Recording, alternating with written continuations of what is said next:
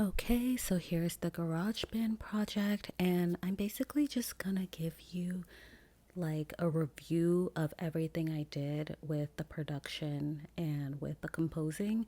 So I basically have one, two, three, four beat tracks on this song. So what you'll hear, and I mean, I'll press play, but I'll probably just like overlay it later, is you'll hear the combination of the four different beats and it'll just merge and sound like one. Um, you'll see here's the tempo of the song. Usually GarageBand sets it to 120, but I felt like it needed to be slower, the key of the song, and all of those things. I added, I would say the drums. Usually, the drums are the last thing I do because I don't necessarily consider myself a beat maker. However, I've been liking the beats I've been creating lately, though, low key, high key. So, I almost always start all of my songs when I'm composing with the piano because that's just what I'm used to as far as my instrument of choice. Not that I'm the best at it, but that's just what I'm familiar with. And also, if you see here in the bottom, this area, I'm going to try to zoom in where to make it. Yeah, you can see where the piano roll is right here.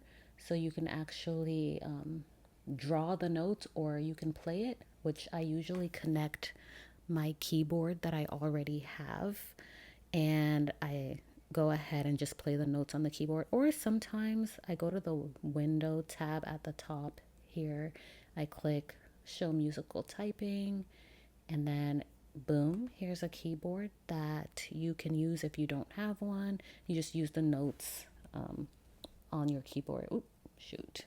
No, don't record. But yeah, you just play around and use these, and then you can record that way. And so I'll do one of those two. I always start with the piano, then I add different things. So this has a lot of different instruments: trumpets, bass, more piano. You can see here's where I started doing like the melody, and I even dated it because sometimes I'll start and then go back and record a new version, and it's just interesting for me to see like what's the old version and what's the new. So obviously this one was from June 2025, and I since have recorded, different melodies. And so at some point I'll probably like pause the screen and play it for you so you can actually hear the different things.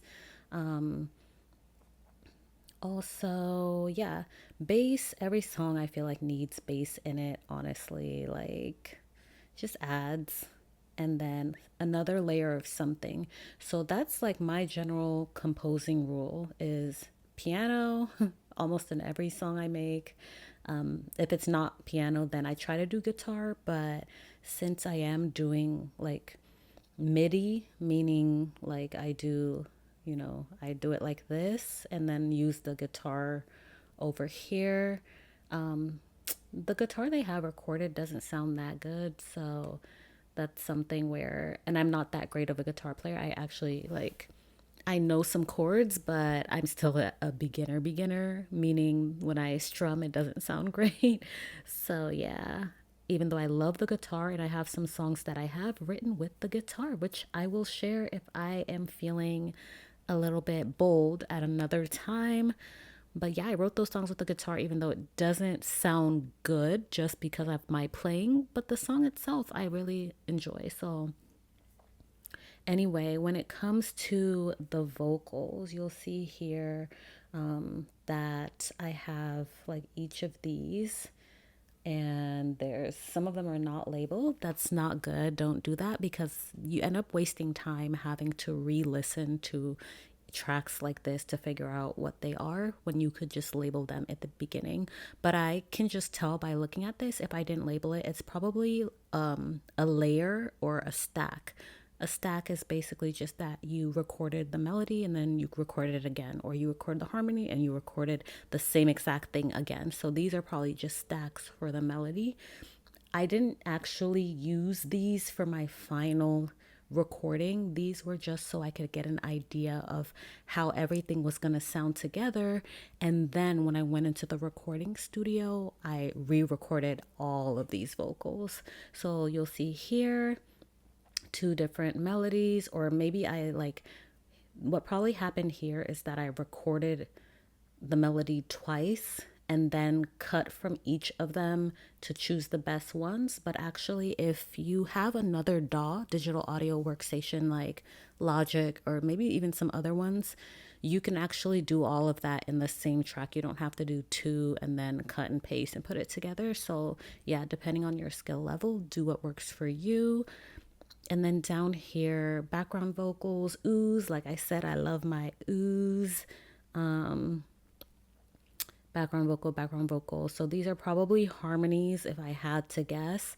Again, remember, this is one of my first projects getting into songwriting after a while, and also like actually making this complex of a song for recording. So my process was not as good. Now I'm a lot better. Everything is recorded like with more details. I'll have, instead of just background vocal, I'll have background vocal, ooh, high harmony, take one. Like I'll have just a bunch of different descriptions. And you can also go here. Let me try to, I hope you can see it on the track. And I think if you right click, you can rename it. Yeah, so you can rename that whole thing. One thing I think is very useful, like you'll see up here, is that, oh, here I put bridge, verse. That is extremely helpful because sometimes all you want to do is work on the hook.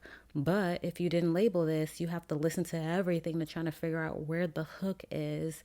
And again, all of that type of stuff takes time away from the process. And since editing and composing, all of that, it's already a very long process as it is. So like anything you can do to make it easier, you basically want to go ahead and do that. So yeah, that's one tip I would say, is definitely label these individual stems right here as well, like verse one, bridge, all of that. So that gives you a little bit more of an idea of how I did that. Let me zoom out. I forgot I was still zoomed in.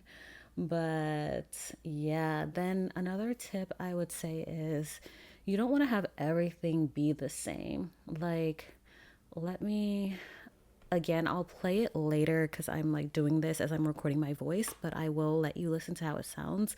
Like, each little section that I did for each, you can see all of these little cuts. And that's because either I would play this section, one section, like that.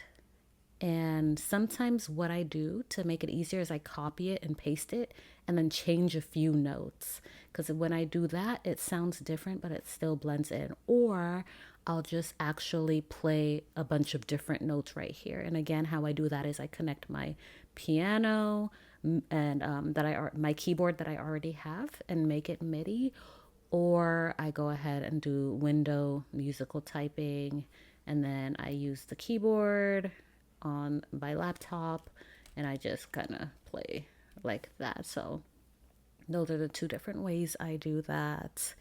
And yeah, like at some point you'll see okay, perfect. Oh, I zoomed all the way out.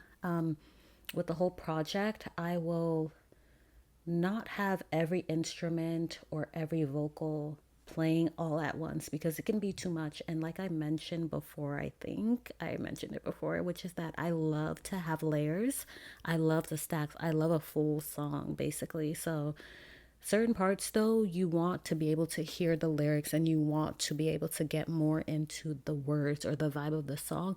I'll cut out like the piano here. I won't have any piano, or I'll, the drums were heavy right here in this part. It's like four layers of drums, but right here in the beginning, especially when it's just getting into the song, I just let one layer of drums be there at the beginning. And I tend to do that a lot. It's a choice, anybody can make their own choice, but There's something to me about a slow build that I just like. And yeah, pretty much all my songs lately seem to end up like this when I do compose and produce them.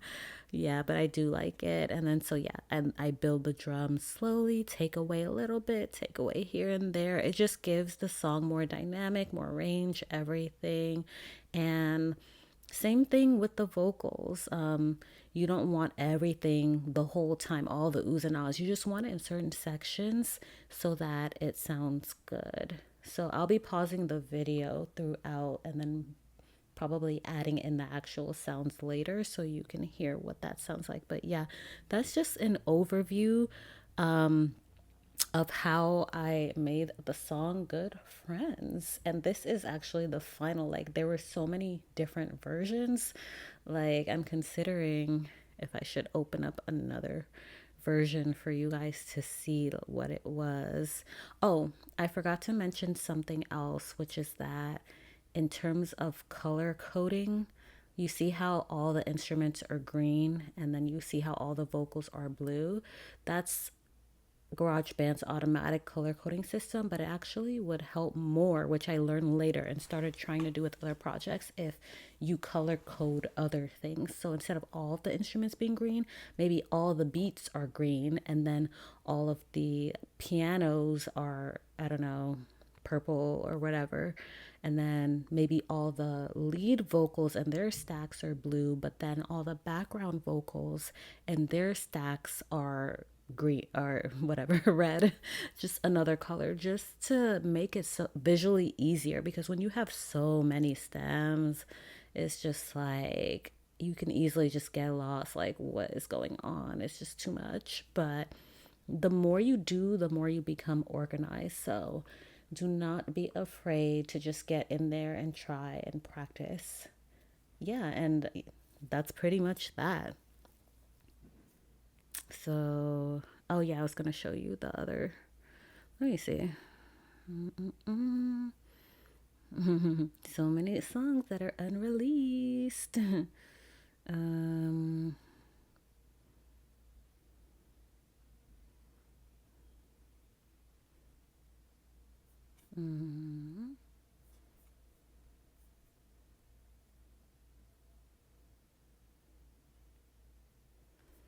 okay, so like you'll see at the top here, and I do this a lot. This is actually a completely new project. Good Friends Alt. And that just means alternative. And basically, that meant that I wanted to try different variations of like instrument combinations, but I liked the old one and didn't want to ruin it by accidentally saving over it and then losing it forever. So then I just create new projects each time. So I have like Good Friends Old, Good Friends Alt, Good Friends New. Personally, I would not recommend doing that if you can help it, because it gets confusing. You don't remember which one you're working on, and it's just like then you start getting confused about which project you want to keep. And yeah, it's just a lot. So if you can keep it all in one place, that is absolutely key. But yeah, that's pretty much that.